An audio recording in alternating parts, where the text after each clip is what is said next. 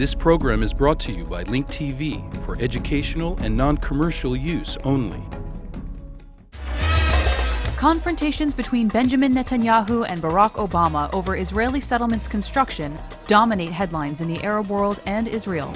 Will Obama succeed where other U.S. presidents have failed?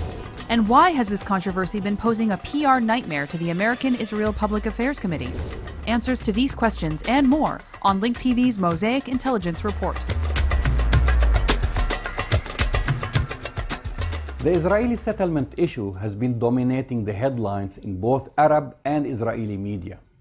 It has also been the single biggest source of friction between the United States and Israel since Benjamin Netanyahu became Israel's prime minister in March. The Israeli Haaretz newspaper reported that the Obama administration has issued a stiff warning to Israel not to build in the area known as E1, which lies between Jerusalem and the West Bank settlement of Ma'ale Adumim. Any change in the status quo in E1 would be extremely damaging, even corrosive, the message said. 4 years ago, after resigning from Sharon's government, Netanyahu criticized him for giving in to American pressure on E1. A sovereign government must build in its eternal capital, he said. Sharon set a precedent that will lead to the division of Jerusalem. A unified Jerusalem is the capital of the Jewish people and the State of Israel, and our sovereignty over it will not be shaken. This means that the citizens of Jerusalem can buy apartments anywhere in the city. This has been and will continue to be Israel's policy. Controversy over illegal Israeli settlement activities is not something new. It has been in and out of the limelight ever since Israel occupied the West Bank and East Jerusalem in 1967. In the past, it was an ongoing subject of dispute between the Israeli government and the U.S. administration, most notably under Presidents Jimmy Carter and George Bush Sr. Now it is Barack Obama's turn. Meanwhile, the number of settlers living in the West Bank and East Jerusalem, where Palestinians regard the area as the heart of their future state, is swiftly approaching 500,000. Israel has, in the former Israeli Prime Minister Yitzhak Shamir's words, been successfully creating new facts on the ground. However, the past U.S. policy toward Israel's illegal settlements construction in the occupied territories has been largely non-interventionist, so that demand for a moratorium on settlement building in East Jerusalem by the Obama administration is seen today as hardline. Meanwhile, the recent confrontations between Benjamin Netanyahu and Barack Obama over the settlements issue has been posing a PR nightmare to the American Israel Public Affairs Committee, AIPAC, and the Israel Project, the organization spearheading Israel's public relations efforts in the United States, which has recently released its 2009 Global Language Dictionary, authored by Republican pollster Frank Luntz. When discussing Israeli settlements, the author suggests avoiding religious arguments or quoting from the Bible, warning that even your Jewish audiences will recoil.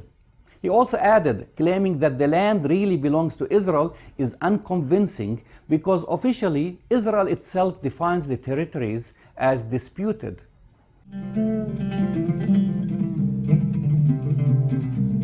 In 2005, I co-produced the documentary Occupied Minds with my Israeli colleague David Michaelis.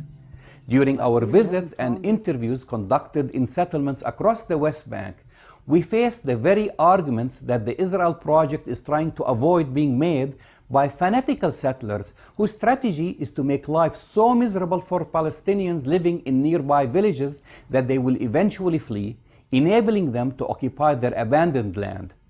These settlers justify the right to this land as being granted to them by God.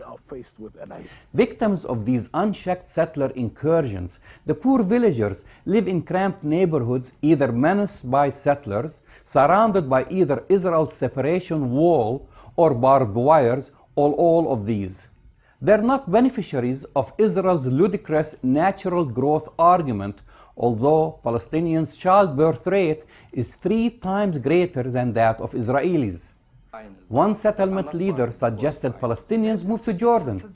It's a generous offer, he added. And my suggestion is, and this is a great compromise that I am giving up on the other side of Jordan. But you don't have Jordan.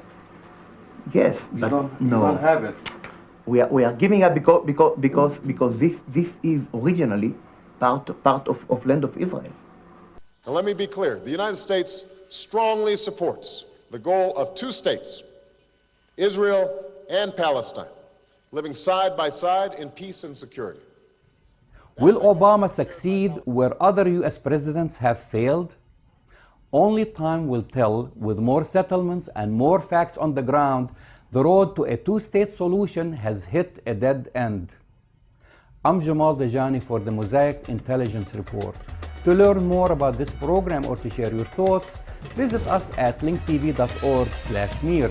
To receive my daily updates, follow me on Twitter.